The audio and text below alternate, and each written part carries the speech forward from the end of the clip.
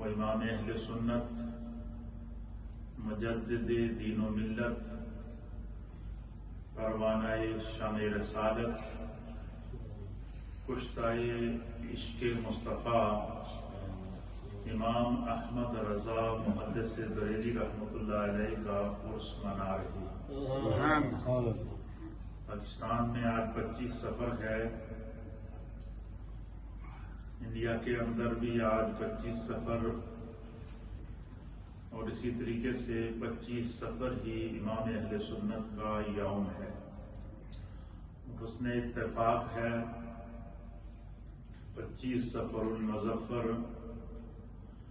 1340 ہجری کو امام احمد رضا محدث بریلی رحمۃ اللہ علیہ کا وصال ہوا تھا، اور 25 صفر کا دن تھا، تاریخ تھی، اور جمعے کا دن تھا۔ حسن اتفاق ہے کہ آج 25 صفر بھی ہے اور جمعے کا دن بھی ہے، گویا تاریخ بھی وہی لوٹ آئی اور یوم بھی وہی لوٹ آیا۔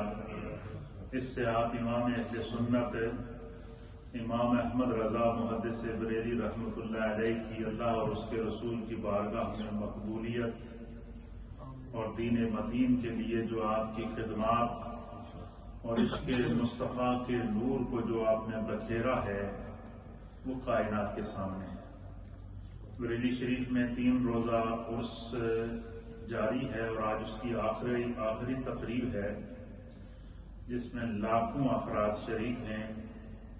اسی طریقے سے جہاں جہاں بھی امام اہل سنت کے چاہنے والے، ماننے والے، آپ سے محبت کرنے والے موجود ہیں، آج اعلیٰ حضرت امام احمد رضا محدث بریلی رحمۃ اللہ علیہ کے حیات و خدمات، آپ کے علمی مقام اور آپ کی شخصیت کے مختلف پہلوؤں کو کائنات عالم کے سامنے بیان کر کے یہ بتا رہے ہیں کہ کسی ایک شخص کے اندر خدا نے کتنے اوصاف اور کمالات رکھے تھے کہ جس جہت سے بات کرو ایک سمندر نظر آتا ہے۔ امام احمد رضا محدث بریلی رحمۃ اللہ علیہ کی ذات کو سمجھنے کے لیے صرف اتنی بات یاد رکھیے گا کہ کسی صاحب دل نے ایسے اہل اللہ کے بارے میں، علم و عرفان کے ایسے عظیم سمندروں کے بارے میں کسی صاحب دل نے کہا تھا کہ بحر لا ساحل لہ، کہ یہ جو لوگ ہوتے ہیں، جو اولیاء اللہ ہوتے ہیں، ائمہ دین متین ہوتے ہیں، جنہیں اللہ رب العالمین اپنے دین کے لیے پسند فرماتے، یا یوں سمجھ لیجیے کہ جس کی دینی خدمات کو اللہ نے اپنی بارگاہ میں قبول کر دیا، جس کے علم کو، جس کے کردار کو، جس کی گفتار کو، جس کی فکر کو، جس کے خیال کو، جس کے تصور کو، جس کے تخیل کو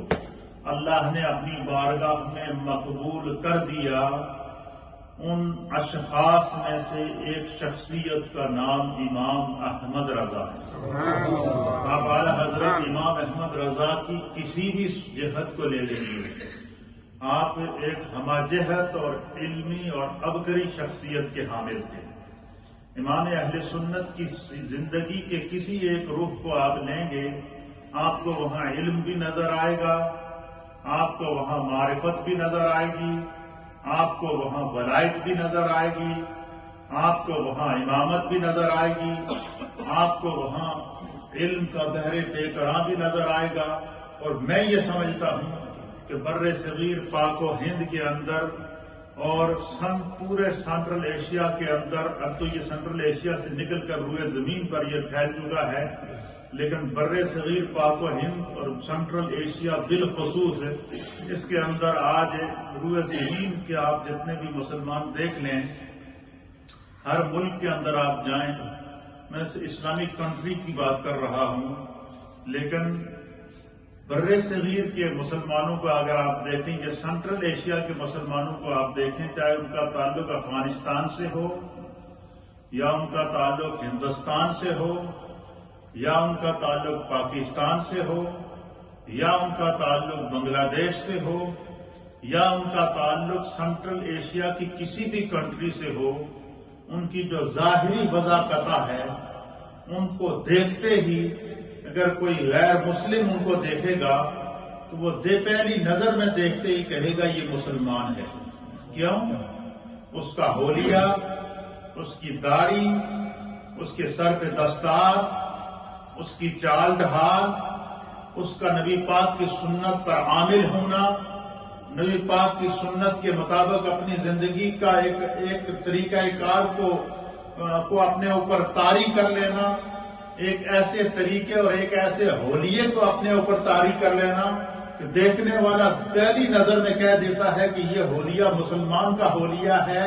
یہ حلیہ اس شخص کا حلیہ ہے جو رسول اللہ کو ماننے والا ہے، جو محمد عربی کی سنت پر عمل کرنے والا ہے۔ اس کے چہرے کی اس کے سر کی